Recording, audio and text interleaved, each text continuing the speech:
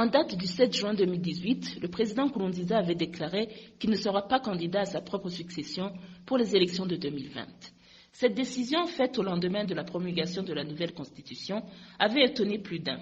Surtout que selon l'opinion générale, cette constitution était bien taillée à sa mesure, concentrant désormais tous les pouvoirs entre les mains du président et lui permettrait de rester au pouvoir jusqu'en 2034. Par ailleurs, certains faits et gestes qui ont précédé ou suivi ce discours n'ont fait que renforcer ce scepticisme.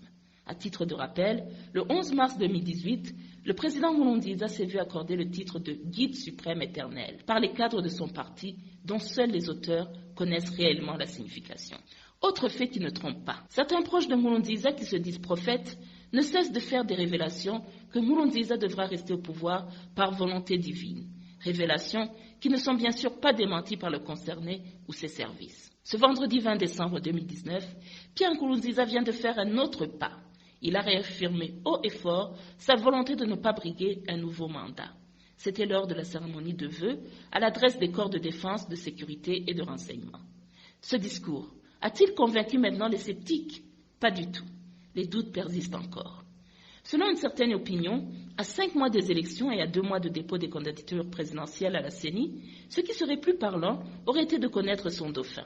Sinon, il y a toujours cette crainte que demain le peuple ou les membres du parti au pouvoir soient appelés à envahir les rues pour réclamer le maintien du guide suprême et éternel. Lui n'aura fait que répondre aux exigences du peuple ou du parti. Quoi qu'il en soit, qu'il soit candidat ou pas, les préparatifs des élections avancent et ce qui en résultera affectera tous les Burundais d'une manière ou d'une autre. Ceux qui y participeront ou pas, ceux de l'intérieur comme ceux de l'extérieur du pays.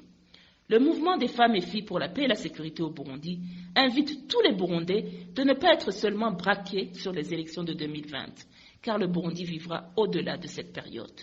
Que Nkurunziza soit candidat ou pas, ce qui est sûr, il quittera un jour le pouvoir. Ce qui aurait été intéressant, c'est l'héritage qu'il laisse derrière lui. Au moment où certains s'amusent à l'appeler guide suprême et éternel, quel nom pourrait attribuer à Pierre Nkurunziza les veufs et veuves, les orphelins, les mutilés, les personnes dont les biens ont été spoliés, les exilés et réfugiés, bref, tous ceux qui ont souffert de son mandat de plus. Les élections de 2020 n'étant pas une fin en soi, nous aimerions inviter les Burundais et les Burundaises à réfléchir au-delà de 2020, à penser comment guérir les blessures multiformes occasionnées par le 3e mandat illégal de Nkurunziza. Le Burundi de demain sera ce que nous voulons qu'il soit, mais soyons-en d'abord convaincus que la situation va très mal et qu'il nous faut conjuguer des efforts pour bâtir le Burundi que nous voulons. Ceci est un message du mouvement des femmes et filles pour la paix et la sécurité au Burundi.